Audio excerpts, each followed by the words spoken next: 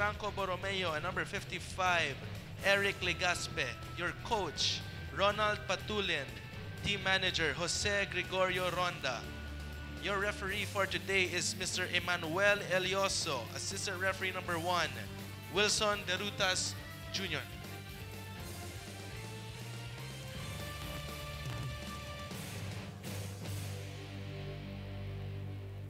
As we await ng pagpasok ng ating mga manlalaro ng Diliman kontra Laos, I'd like to remind you this is second division action ng UFL as most of the regulars of the first division owing up to national duties as well. At ito na, inaantay na lang natin ang pagpasok ng Diliman at ng Laos.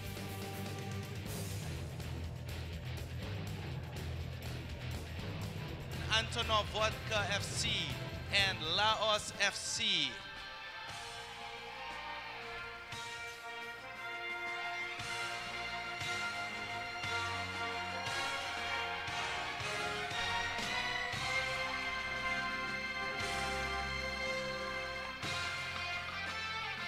Your referee is Mr. Emmanuel Elioso. Assistant referee number 1, Wilson Derutas. Assistant referee number 2, Manuel Salvaloza. Fourth official, Wilfredo Bermejo. Referee assessor, Ravelo Saluria. Match commissioner, Edwin Alobin. On your screens right now is the starting 11 para sa Diliman Antonov.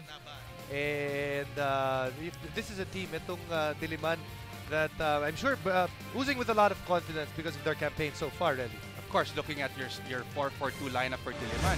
Of course, the players starting from the keeper, Jerome Leong, Mercader on defense, Mercader on midfield rather, Rances on defense, Zerudo on top. These are the 4 players from UP that actually stood out and are actually MVPs. And looking at Laos now, we're looking at, well, we have Marvin Angeles, the twin brother of Marwin, on top, with Jukes, who is the leading scorer with 4 for Laos. So we look to those 2 guys to create an impact for Laos and try and disappoint Diliman. 2 teams that really iba yung hinahabol nila dito. Itong Laos, kikita nyo ngayon, ang hinahabol dito is to move forward.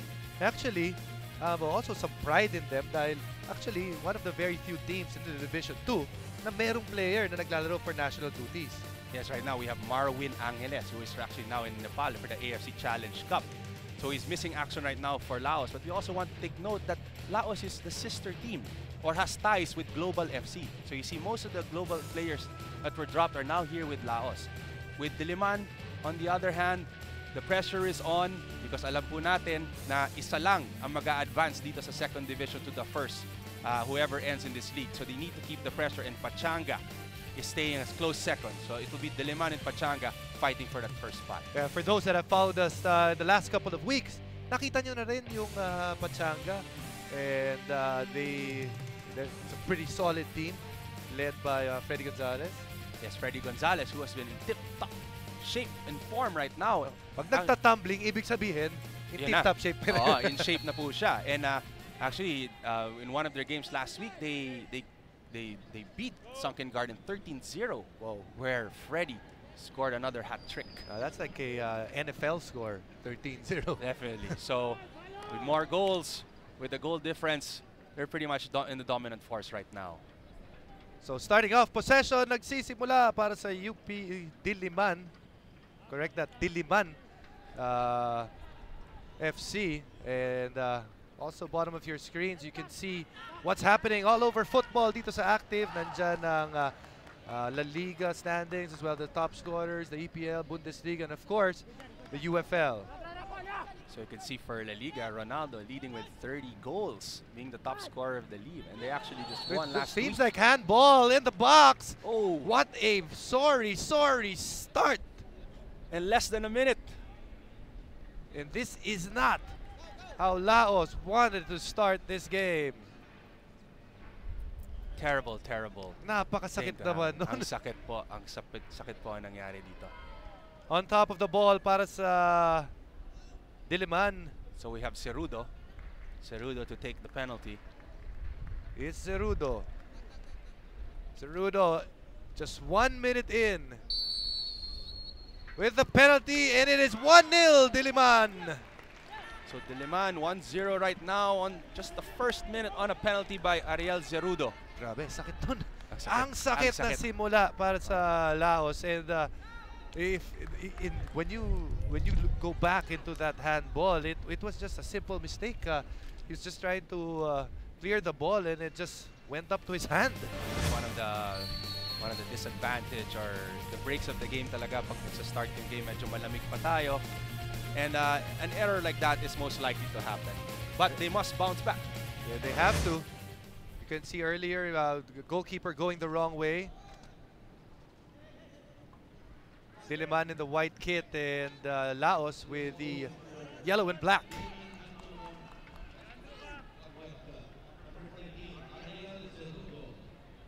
So what Laos needs to do right now is to not get demoralized. Demoralized with that penalty shot. Maaga pa. That's the breaks of the game. But anything can happen. Just like naman kita natin, let's say sa El Clasico, Real and Barcelona. They score in the first few minutes.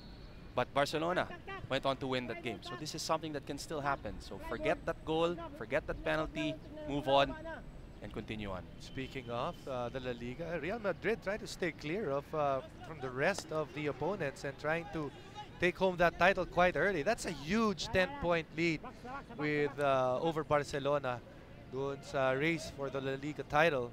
So they got their 10 points after beating Espanyol last week. Speaking of Real Madrid, you get to catch them on Monday, March 12. Dito lang yan sa Active. Tapos it'll be Malaga against Levante. Also March 12. So that's back-to-back La Liga action that you'll see on Monday dito sa Active.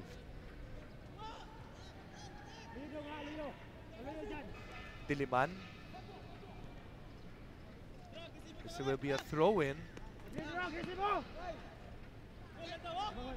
Nakusap ko earlier si Paulo Misa, who's the team manager of Diliman Antonov. And he told me that that most of the players, or 95% of the players, are really from UP. And you have the only non-UP players, maybe 3 or 4, and 3 of those are from Ghana. 3 players from Ghana.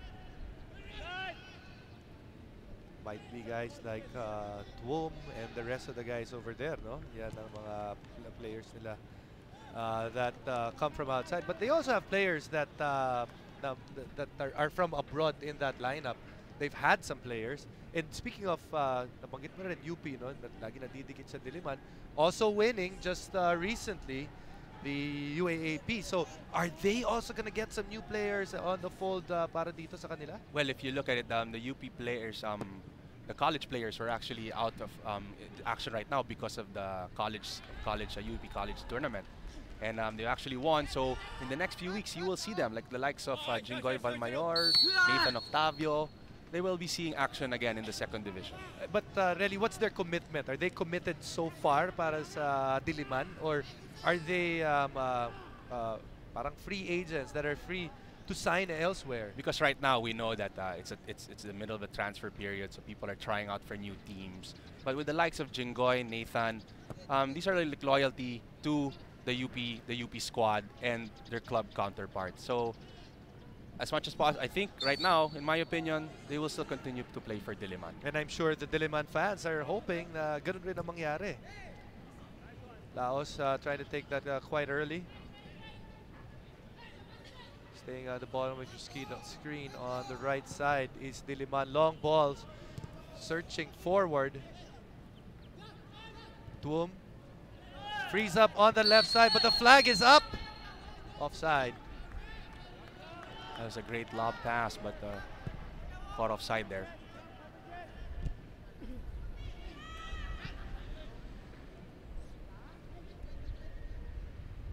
Laos.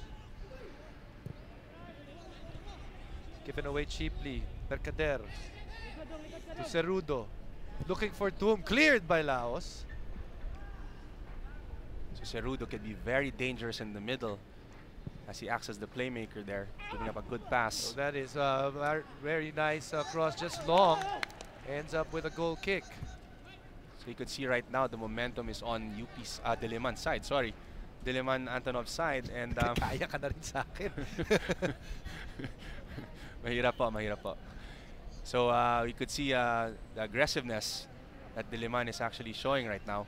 And that's the beautiful thing about having an early goal. It really opens up things because the other team cannot sit back anymore and try to go for a draw or just sinasabi na park the bus, di ba? Ito kailangan na umatake dahil naunahan na kaagad. That's right, and that's right what you said. They can't park the bus or try to be relaxed at this point, considering that they're at the bottom of the standings. Kailangan nila maging agresibo and try to attack in this game.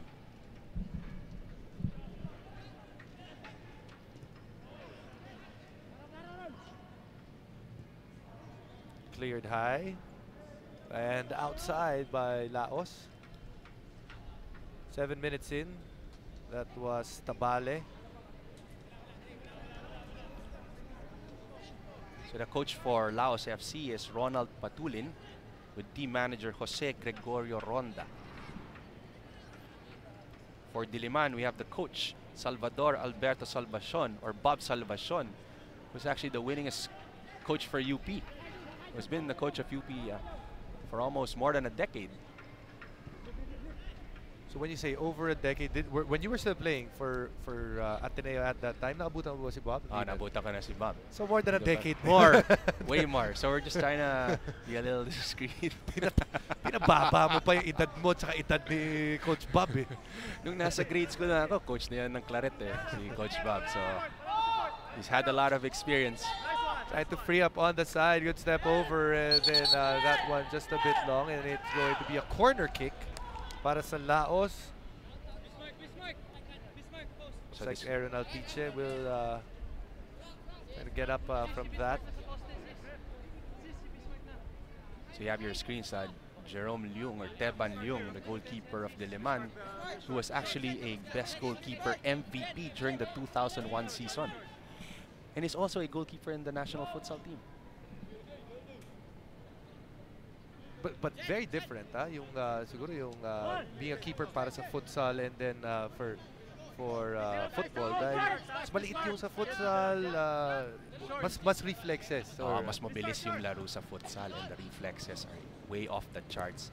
Kaya it's always good, especially for developing players in the grassroots level, to start off first with futsal or playing in basketball courts kasi na-develop yung skills nyo, yung skill level.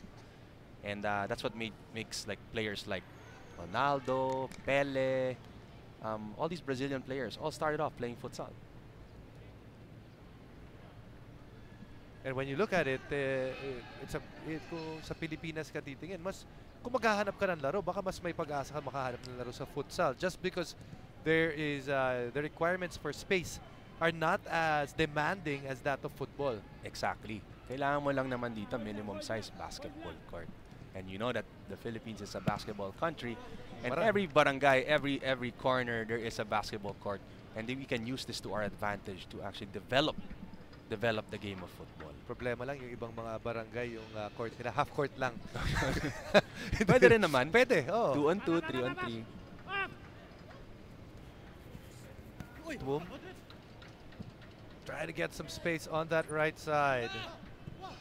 Lot of players from Laos cleared there by Laos.